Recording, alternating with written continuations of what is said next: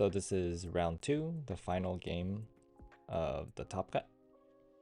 This is not a traditional, conventional Bossk blue deck. This is, just think of Thrawn red, but the leader and base is swapped, and it has bounties. So it runs Krennic, First Order Stormtrooper. It runs the JTL Blue Chimera. It runs Planetary Bombardment. This deck caught a lot of people off guard. So sideboarding wise, because we were able to see each other's deck list beforehand, I knew his top end is crate, so I just put in my crate from the sideboard in as well, just so like if he decides to keep in his crate, because I don't know how he sideboards or not for this matchup, I would at least be able to somewhat contest on the top end potentially. But yeah, put in crates. I initially was considering putting in Palpatine's Return, but then I think I didn't, because I was like, would the game go for that long to the point where I want to do more recursion from the discard pile? And I was like, probably not. So I don't think I put in the Palpatine's Return. Obviously put in that Slipping Fang Fighter from the sideboard. I think I also put in the Bravados. I don't really remember, but we'll see.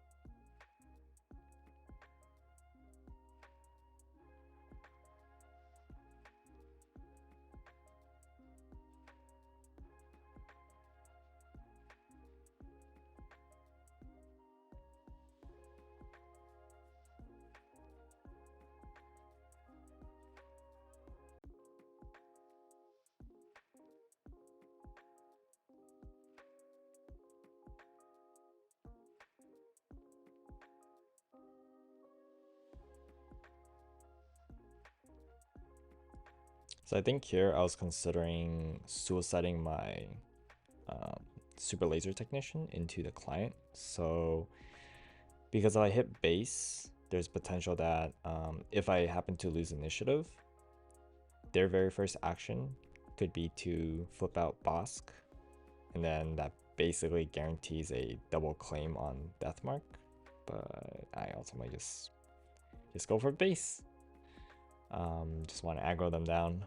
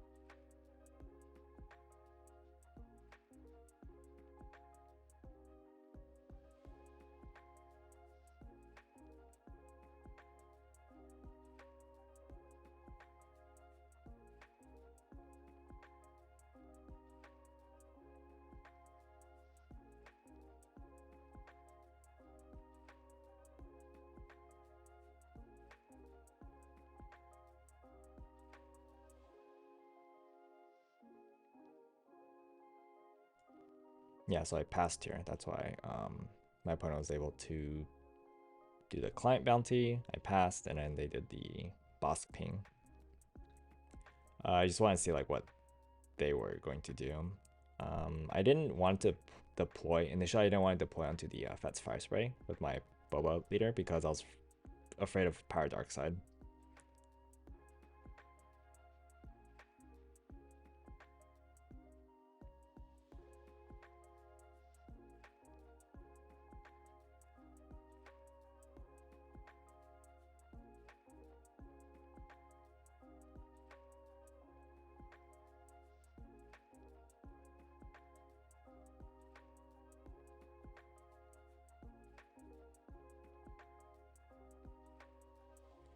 Yeah, I missed the 2 damage from Overwhelm Barrage, but I don't think I could have like action delayed for them to flip Bossk and then Overwhelm Barrage and then swing with my Boba leader.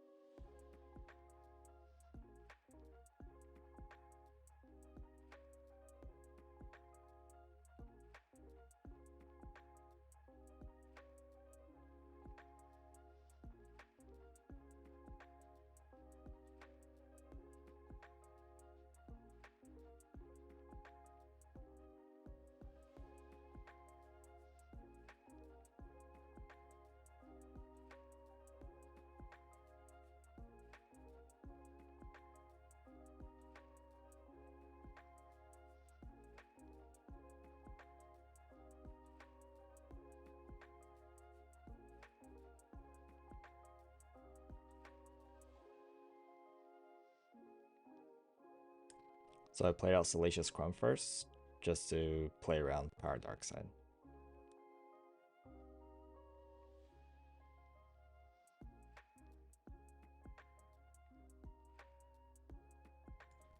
Yeah, there was no wind defeat trigger, or for there are no wind defeat effects for the Chimera to trigger, so it's just 5/6 body.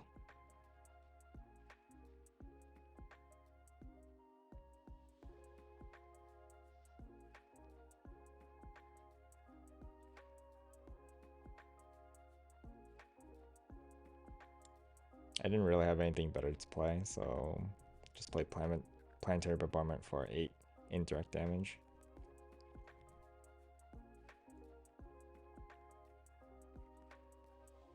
My opponent in the post-match discussion, he did mention that he felt like putting the 4 indirect damage on client was a misplay because my follow-up turn was 8 resources, which is Devastator, and if I had a Devastator, I would just be able to clear out the client.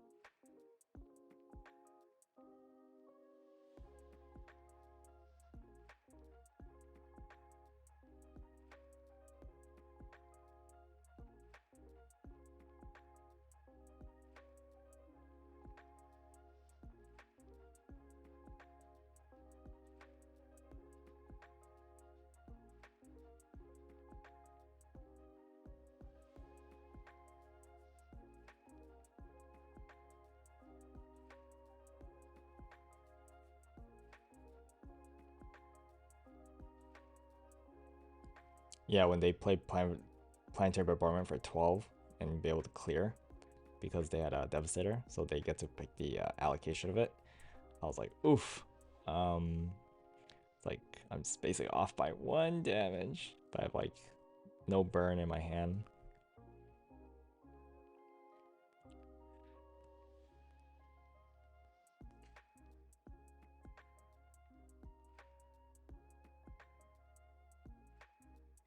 So they currently have 3 up.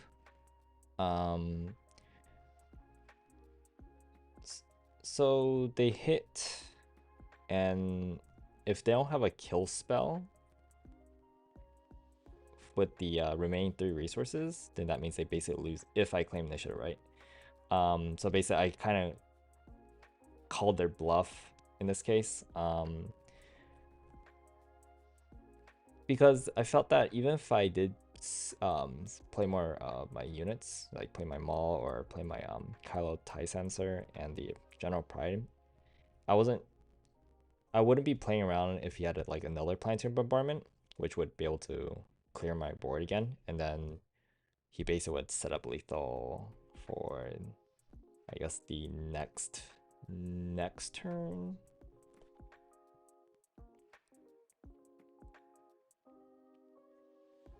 But it honestly could have gone either way, because if you had Power Dark Side, I probably would have lost.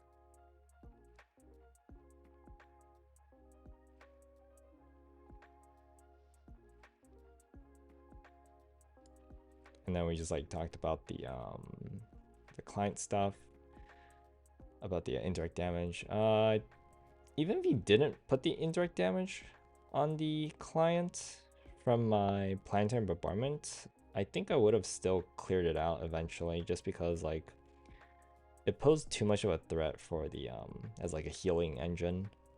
Because at the time I had a Salacious Crumb and the Boba leader, so I could use Salacious Crumb, pop the shield, and then eventually kill it. So I think it would have basically been a wash. Although if I was hitting into their client, my Boba leader would have damage on it.